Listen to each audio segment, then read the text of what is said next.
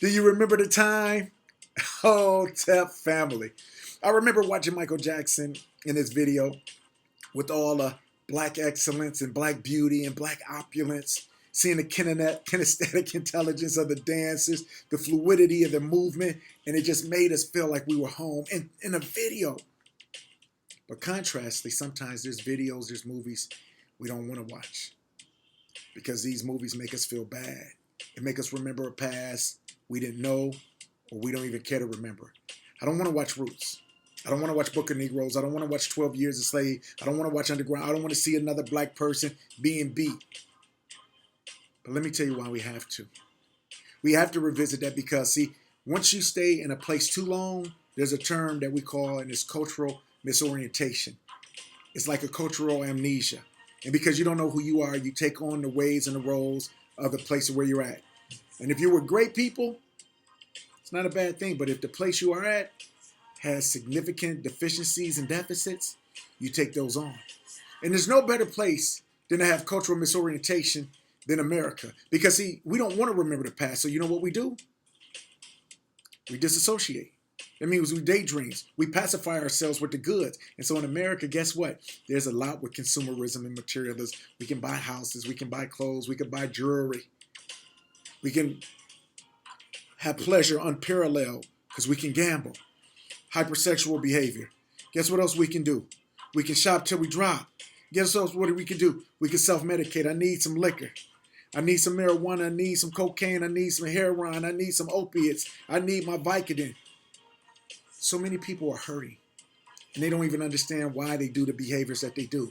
Think about how much time we use watching TV, playing games, stuff that brings us joy, but really doesn't allow us to make changes. We see the house is on fire, and yet we act as though it's not on fire. And you know what it is? Because we're not in our right cultural mind. The movie I want to suggest to you is a movie called Sankofa. And Sankofa is about a movie about a lady who has lost her cultural mind. But the ancestors has blessed her to be able to go and to see what was lost. And once you lose it and you go back and get it, now the question is, now that I got it, what do I do with it? How do I bring that love and that joy, that compassion, that growth to the people who don't have it? There was a lady by the name of Sister Janetta Herrera, the Queen Mother. She said, I'm going to pray for you to get to Africa. 3 months later, I'm in Africa. I'm like, what? Weird coincidence? I don't think so. But hey, so I'm there. And I'm like, oh, I'm in the motherland of Quaba. Welcome. But then it goes from excitement to educational to a historical lesson to a spiritual experience. I got to go to a place called, to the town of Asun. And in there, that's where they have the last bath. And the last bath is paramount to what we call the Trail of Tears here for our natives, for the indigenous group here. So after people were stolen, they were taken on this journey through the land. Look at the pictures. They're stolen throughout the land. Shackled, chained, bathed, not for humanity reasons, but to clean, to oil, so they can sell and brand. Once they're branded, they tried to fight, but they didn't have the power to fight.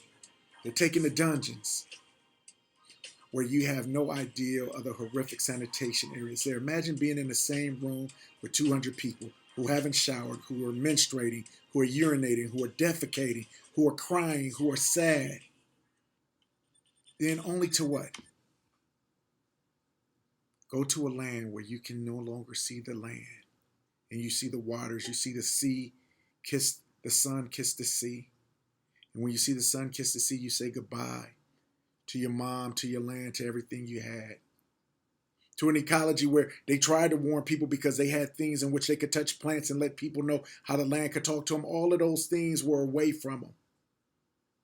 To go off the shore, that's what we call the door of no return. But when I was there and I got to place my feet into that waters, I could tell you something happened. If you're a Christian and you've ever been baptized, you understand the symbolic nature of that. If you've ever converted to another religion or if you've ever had an epiphany where you just said, I'm going to change, you know, that moment when you said, I'm not going to smoke anymore, I'm not going to do drugs anymore, I'm not going to drink anymore, and then when you have these years of sobriety, how it feels, well, that's how it feels to get your cultural mind back. And it was there at that last slave bath, at that last bath in the ancestral slave river, where my cultural mind started to return to me.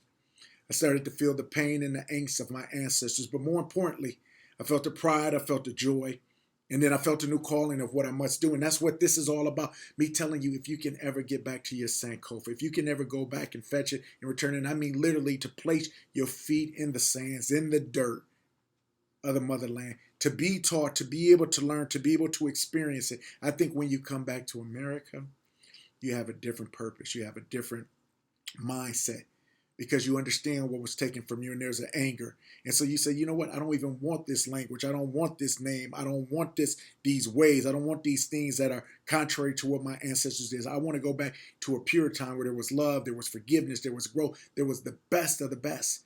And that's what I'm committed to doing. So with Black History Month, what I tell you this is, before you can get your physical exodus, get your mental exodus. And say, I don't want to remember some of these things, but it's important that I do. Even seeing some of these pictures can be traumatizing. But understand that all of this was for a reason.